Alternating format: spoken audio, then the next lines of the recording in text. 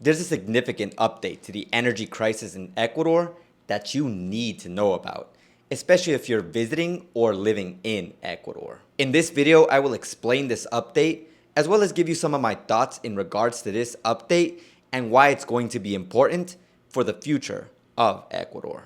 President Daniel Noboa declared that starting next week, the amount of time that residential zones have planned blackouts will be reduced and will gradually go down every week.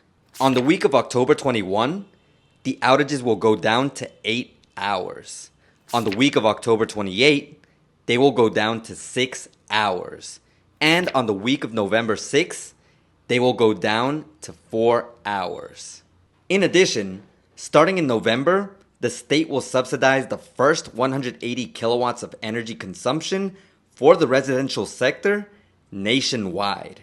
Noboa also promises that 1,598 megawatts of energy will be added to the energy matrix, but this energy will gradually be added through the purchasing of sources of energy generation, as well as the recovery of Toachi Pilaton, which was one of the power plants that I mentioned in my last video that had been under construction for almost 13 years.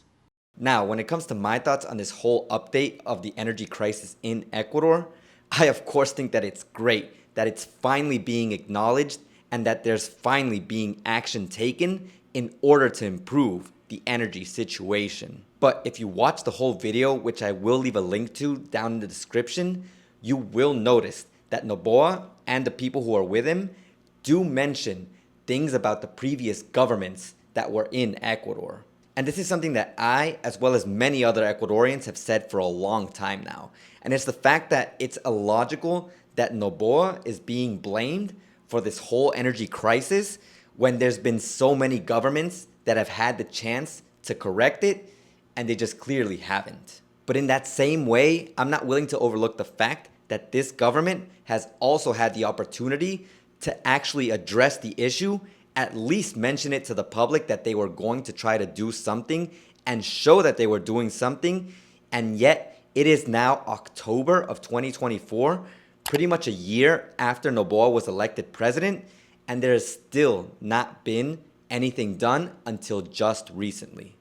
And now that there's actually an energy increase plan in place, where Noboa actually mentioned how much energy is going to be generated in how much time, this is where everyone, not just native Ecuadorians, but foreigners, expats, people visiting Ecuador, are going to have to pay very close attention. And the best thing is that we get to start seeing results of whether what Noboa is doing is actually going to work or not, starting as early as next week.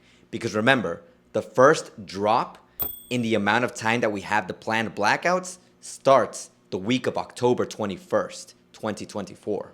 And what I mean is that if we actually see that there are drops in the amount of time that there are these outages, at least in the residential zones, then that's going to show us that there actually is a chance that the situation is going to improve. And another really good thing that we need to take into consideration, aside from the possible improvements, is the fact that the energy situation might improve in the month of December, since the rainy season is supposed to start at that time. But do make sure to keep those improvements as something separate to the improvements that were promised by Noboa, so that way we do get what we were promised and we don't just get it covered up by the rainy season saved us. And in that same way, keep in mind that if there are no improvements that are shown in these next few weeks, with the reduction of the blackouts and as well as with the whole energy plan that Noboa has, then I really have to stick to what I said in my previous video where I mentioned not to visit Ecuador, at least not yet. And if you haven't seen that video, I definitely recommend that you check it out next. But those are my thoughts, and I'd like to hear your thoughts in the comment section down below. And wish us luck, of course, in case things don't go well. Support the channel in future videos by becoming a member here or on Buy Me a Coffee. Thanks for watching, and as always, Ace out.